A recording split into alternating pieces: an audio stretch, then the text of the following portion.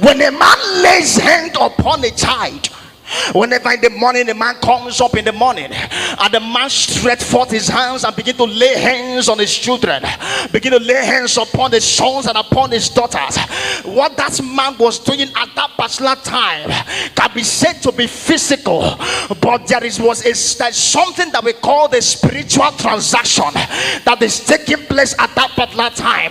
Whenever a man wakes up in the morning and the man knelt down on his feet and that man began to pray in divers of tongues and the man began to worship God, what that man was doing at that particular time is being done physically, but it can be said that it is a spiritual thing. There is this, because why? There is a spiritual transaction that is taking place in everything that a man is doing on earth. That's what we call the spiritual transaction.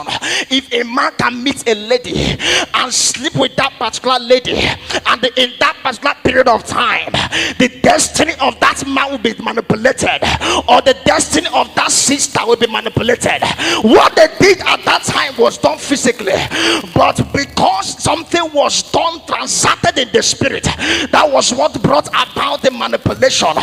Means that sex can be said to be done physically, but it's what it is a spiritual thing.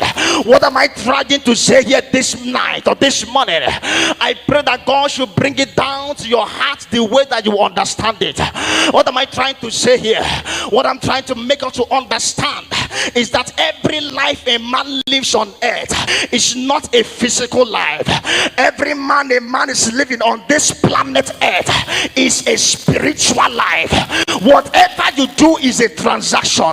A life you live today, a life you will live tomorrow, is a transaction that will settle you in the future. Are we together?